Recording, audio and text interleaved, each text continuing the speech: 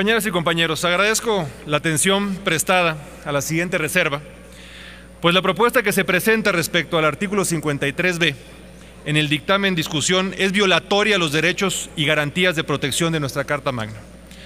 establecidas en los artículos 1, 14 y 16, así como también en el artículo 8, fracción primera, y artículo 9 y artículo 25, fracción primera de la Convención Americana sobre Derechos Humanos. En efecto, esta medida atenta en contra de la seguridad jurídica de todos los contribuyentes, debido a que no se establece en qué casos la autoridad realizará las supervisiones electrónicas, lo cual debe ser definido porque, de no ser así, esta atribución quedaría al completo arbitrio de la autoridad, y es indudable que de esta forma prevalecerán este tipo de auditorías por la manera mediante la cual se recaudarán ilegalmente impuestos. Digo lo anterior porque este artículo establece que la autoridad podrá proceder con la preliquidación con base en la información con la que la misma autoridad cuente en el momento en el que se decida proceder a la revisión electrónica, sin especificar cuál es el origen o la validez de dicha información.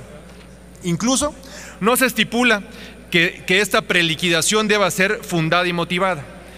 Este artículo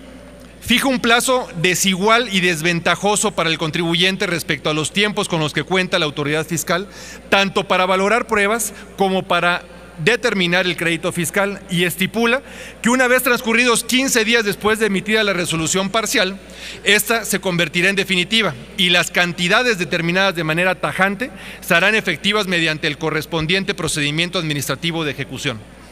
Todo lo anterior sin duda representa una franca violación a las garantías de audiencia, legalidad y debido proceso, ya que nuestro sistema jurídico, al ser el crédito fiscal una obligación, es decir, que deriva de una ley, no de la voluntad de las partes, y que en consecuencia no es posible iniciar el procedimiento administrativo de ejecución con base en una obligación libremente asumida por el particular para poder proceder a la ejecución de un crédito fiscal, pues la autoridad administrativa debe previamente cumplir con los siguientes requisitos. Primero,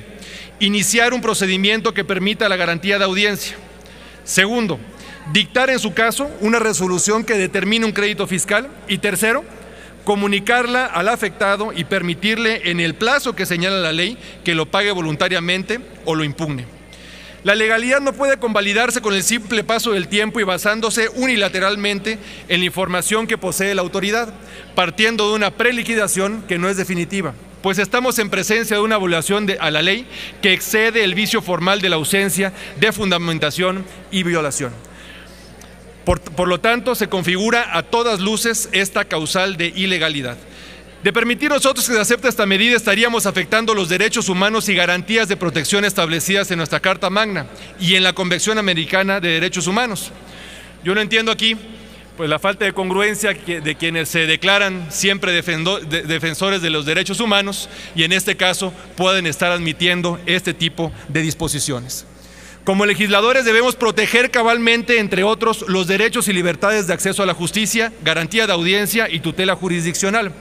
No podemos legislar en contra de lo que nosotros mismos hemos aprobado, como es el caso de nuestra Carta Magna. Legislar así implica no ser congruentes con el esquema jurídico que recientemente se ha configurado en nuestro país, basado en la protección de los derechos humanos.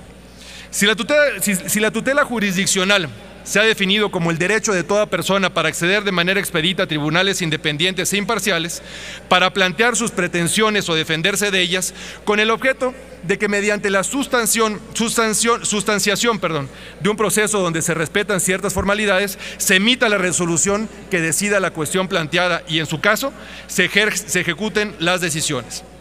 Es evidente que el respeto a esos derechos y libertades no debe supeditarse a requisitos innecesarios, excesivos, carentes de razonabilidad o proporcionalidad, ni basarse en un resultado previo, como lo plantea el artículo 53b del Código Fiscal de la Federación. Es por lo anteriormente expuesto que les pido, compañeras y compañeros senadores, que modifiquemos este artículo protegiendo los derechos de los contribuyentes y las garantías de protección constitucional en las revisiones electrónicas. Mi reserva no gira en torno a lo que no se lleven a cabo las revisiones electrónicas, sino que se desincorpore del artículo 53b el criterio de que la preliquidación se convierta en liquidación definitiva bajo los términos y plazos que establece este artículo, o en su caso, que para la realización de estas revisiones se tomen en consideración las mismas reglas reglas y plazos vigentes que al día de hoy se tienen para las revisiones de gabinete o visitas domiciliarias. Esto, en otras palabras, significa que le estaríamos dando la facultad o potestad, en este caso al SAT,